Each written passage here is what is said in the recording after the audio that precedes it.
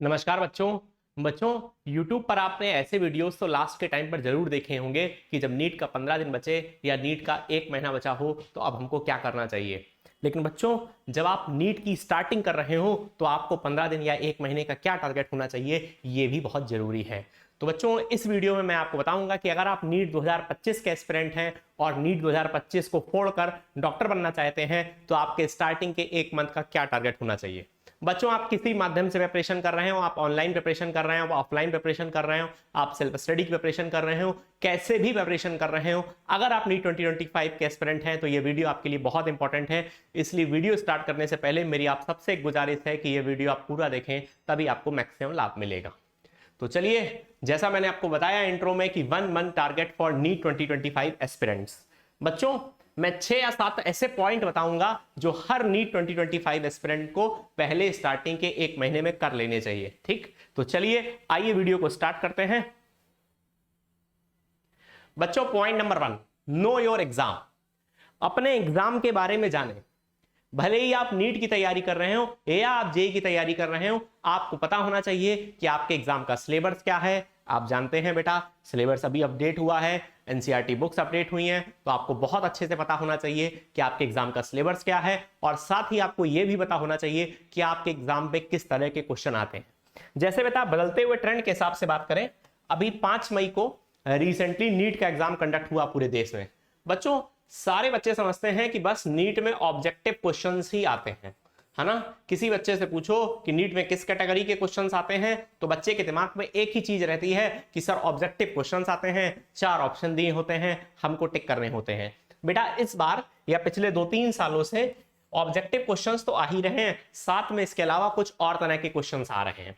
Physics, chemistry, bio में इस बार भी और लास्ट ईयर्स में भी कुछ क्वेश्चन मैचिंग टाइप के थे, है ना, जिनमें आपको 2 लिस्ट या 2 कॉलम दिए होते और आपको ऑप्शन से आंसर्स को मैच करना होता। मैचिंग टाइप के अलावा कुछ क्वेश्चंस बेटा इस बार स्टेटमेंट टाइप के थे। स्टेटमेंट टाइप के क्वेश्चंस मतलब जिनमें कुछ स्टेटमेंट लिखे होते और आपको बताना होता कौन सा स्टेटमेंट सही है या कौन सा स्टेटमेंट गलत है। इसके अलावा एक और टाइप बच्चों, असर्शन रीजन टाइप क्वेश्चंस भी आपके एग्जाम में आ रहे हैं। तो आपको अपने एग्जाम के बारे में सबसे पहली बात तो यह है कि आपको अच्छे से पता होना चाहिए कि आपके एग्जाम का प्रॉपर सिलेबस क्या है, कौन कौन से टॉपिक्स आपको पढ़ने हैं और कितने तरह के क्वेश्चन सॉल्व करने हैं या किस तरह के एग्जाम में क्वेश्चंस आ रहे हैं। बच्चों, अगर एग्जाम के बारे में, सिलेबस के बारे में आपको कोई जानकारी ना हो तो आप अपने करस्पॉन्डिंग टीचर जिनसे भी आप पढ़ रहे हैं उनसे जाकर बात करें, वो आपको अच्छे से बता देंगे। तो पॉइंट नंबर 1 तो बच्चों, किसी भी एग्जाम की आप तैयारी कर रहे हो, know your exam. Point number 2, बच्चों ऐसा नहीं है मैंने इस वीडियो में सिर्फ एकेडमिक टारगेट ही बनाए हैं। बच्चों, पहले मंथ के बच्चे के लिए मतलब जो पहले मंथ प्रिपरेशन कर रहा हो उसके लिए जरूरी नहीं एकेडमिक टारगेट के साथ साथ कुछ और टारगेट्स भी अचीव करने होते हैं। ऐसे ही पॉइंट नंबर 2 में मैंने लिखा है 2-4 अच्छे दोस्त बनाए। बेटा, ये पूरी 1 साल की जर्नी है। अब नेक्स्ट ईयर नीट 2025 मई के फर्स्ट वीक में होगा, यानी मई के मंथ में होगा, तो लगभग 12 महीने हैं आपके पास। बच्चों, इस 12 महीने का जो आपका ईयर रहेगा ये निश्चित ही उतार चढ़ाव वाला रहेगा। कभी आपके टेस्ट में बहुत अच्छे मार्क्स आएंगे तो आप बहुत एक्साइटेड होंगे, कभी आपके मार्क्स एकदम कम आएंगे और आपने पढ़ा भी अच्छे से होगा तो आप डिप्रेशन फील करेंगे, एंग्जाइटी फील करेंगे, डल फील करेंगे, है ना। कभी आपका पढ़ाई से मन दूर जाए तो आपके 1-2 दोस्त ऐसे होने चाहिए जो आपको उत्साहित और प्रेरित करें और ये याद दिलाएं कि यार तुमने किस लिए स्टार्ट किया था। याद है वो दिन तुमने कितने जोश के साथ स्टार्ट किया था, मम्मी पापा क्या सोच रहे होंगे, तुमने किस लिए स्टार्ट किया था। हाँ, मैं यहां पर एक बात बच्चों और कहना चाहूंगा, बहुत ज्यादा दोस्तों की आवश्यकता नहीं है, बस 2-3 मिनिमम 2 दोस्त होने चाहिए, है ना, और मैक्सिमम 4 दोस्त, इससे ज्यादा दोस्तों की भी आवश्यकता नहीं है। और दोस्त बनाते समय एक बात ये जरूर ध्यान रखें, मतलब वो ऐसे दोस्त हो जो आपको पढ़ाई के प्रति प्रेरित करें, है ना, किसी निगेटिव चीज के प्रति प्रेरित ना करें। तो यहाँ पे आपको फ्रेंड सिलेक्शन में थोड़ा सा अलर्ट रहने की आवश्यकता है, क्योंकि आप नए होंगे किसी भी शहर में, जहां भी आप तैयारी कर रहे हो तो आपको अपने क्लासरूम से 2-3 बंदे ऐसे ढूंढने हैं जो अपने जैसे हों, जिनका लक्ष्य पढ़ाई हो, जो भी एकदम नीट 2025 के लिए या जो आप जेईई की तैयारी कर रहे हैं तो उसको फोड़ने के लिए एकदम जुझारू रूप से तैयार हो। तीसरा पॉइंट बच्चों, जब आप स्कूल में पढ़ते थे तो पहली बात तो स्कूल में आप फोकस से नहीं पढ़ते थे, आप मस्ती से पढ़ते थे।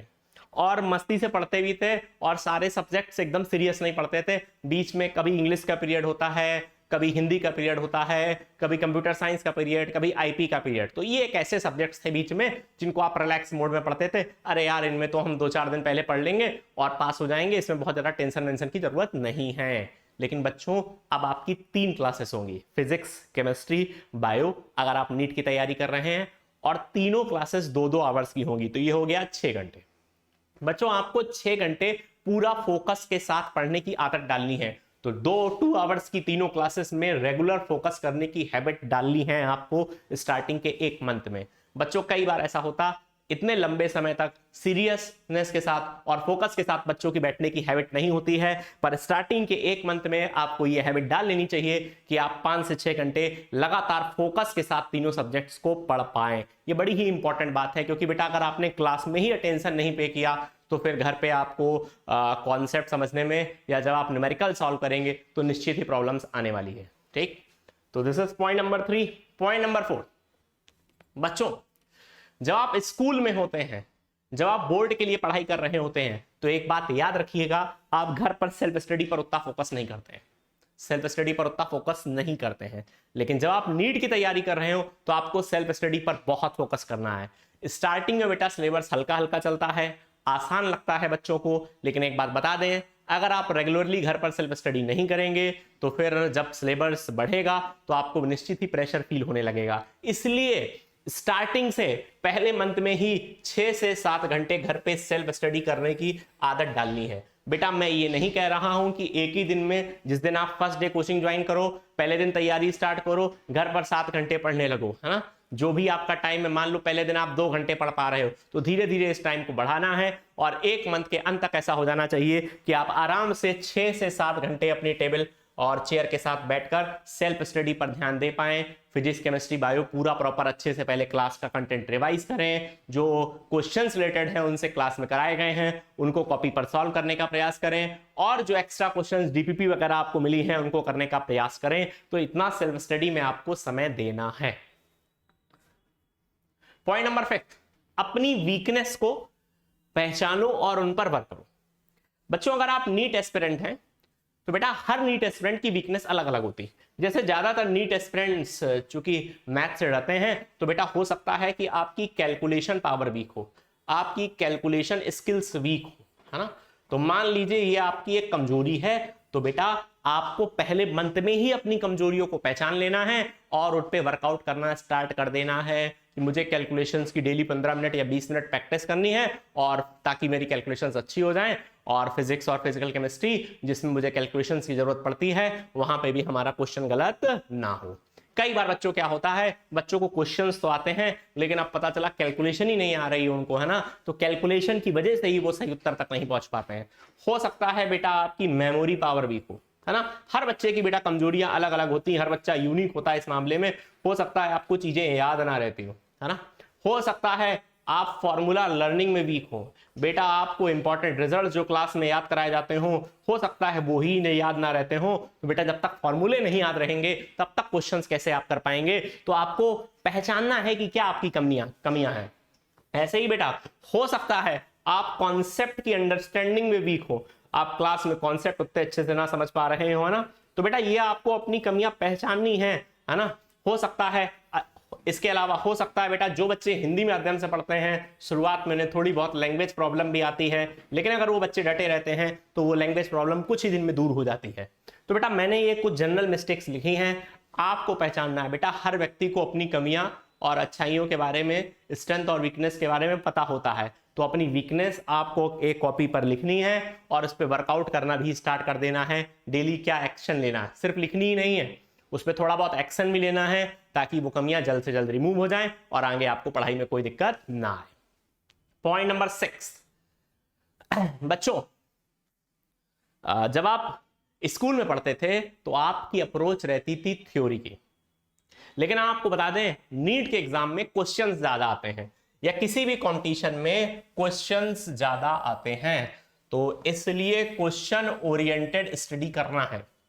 बेटा कई बार बच्चे मतलब जो कोचिंग इंस्टीट्यूट ज्वाइन करते उनका फोकस थ्योरी पर ही रहता। जैसे ही क्वेश्चन वाली क्लास आती उन्हें लगता आज तो यार क्वेश्चन ही डिस्कस होने हैं, कुछ नया पढ़ाया जाना नहीं है। पर आपको ये बात पता होनी चाहिए कि जो क्वेश्चन वाली क्लास है ना, जिसमें क्वेश्चन कराए जा रहे हैं, वो क्लास सबसे ज्यादा इंपॉर्टेंट है, क्योंकि आखिर आपके एग्जाम में क्वेश्चन ओरिएंट ही पूछे जाने हैं। तो आपको जो स्टडी करनी है वो क्वेश्चन बेस्ड करनी है, ज्यादा प्रॉब्लम्स की प्रैक्टिस करनी है। ऐसा नहीं है घर पे आप रिवीजन कर रहे हैं, बार बार वही थ्योरी पढ़ रहे हैं, तो क्वेश्चंस खुद से लगाना भी है। हो सकता है स्टार्टिंग में आपसे उतने परसेंटेज ऑफ क्वेश्चंस ना लगे, लेकिन आप लगातार प्रयास करेंगे तो निश्चित है एक दिन वो आएगा कि आपसे क्वेश्चंस बनने लगेंगे। हाँ, मैं जानता हूं बच्चों, जब तक आप स्कूल लेवल में होते हैं तब तक आपकी क्वेश्चंस उतना लगाने की आदत नहीं होती है, तो इसलिए धीरे धीरे अपने क्वेश्चन सॉल्विंग स्किल को डेवलप करना है और अपने माइंडसेट को क्वेश्चन ओरिएंटेड बनाना है। बेटा ये बड़ा ही इंपॉर्टेंट पॉइंट है। ठीक, तो let's move two point number 7।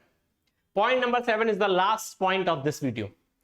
बेटा मैंने इतनी सारी बातें बता दी, लेकिन फिर भी आपने मान लीजिए कोई कोचिंग ज्वाइन करी है और अगर स्टार्टिंग में प्रॉब्लम हो तो घबराना नहीं है।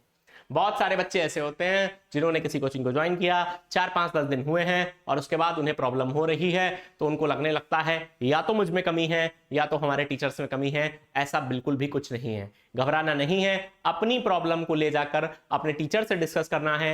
आपके टीचर उस कमी को दूर करने के लिए, उस प्रॉब्लम को दूर करने के लिए आपको कुछ ना कुछ बेहतर सलाह जरूर देंगे और उस पर भी काम करना स्टार्ट कर देना है। बस इतना करना है। यहां पर मैं एक बात और करना चाहूंगा, कभी ऐसा लगे कि यार मुझे दिक्कत हो रही है तो खुद पर विश्वास बनाए रखना है, साथ ही अपने टीचर्स पर भी विश्वास बनाए रखना है, क्योंकि जब आप खुद पर और अपने टीचर्स दोनों पर विश्वास बनाए रखते हैं और लगातार टीचर्स के कहे अनुसार मेहनत करते हैं तो निश्चित ही बेटा आप पॉजिटिव डायरेक्शन में बढ़ने लगते हैं। ठीक, तो बेटा ये 7 ऐसे पॉइंट्स थे जो मैंने आपको बताए कि अगर आप नीट 2025 के एस्पिरेंट हैं, आप चाहते हैं नीट 2025 को छोड़कर कॉलेज लेना, तो ये 7 पॉइंट्स आपको कर लेने चाहिए। बच्चों जरूर बताइएगा कि कमेंट सेक्शन में ये वीडियो आपकी कैसी लगी है वीडियो आपको, और अगर किसी और टॉपिक पर आप वीडियो चाहते हो तो वो भी कमेंट सेक्शन में बताइएगा। आपका प्रेम ही हमारी ऊर्जा का स्रोत है ना। तो आपका इस वीडियो को देखने के लिए बहुत बहुत धन्यवाद, शुक्रिया, थैंक यू बच्चों, जय हिंद।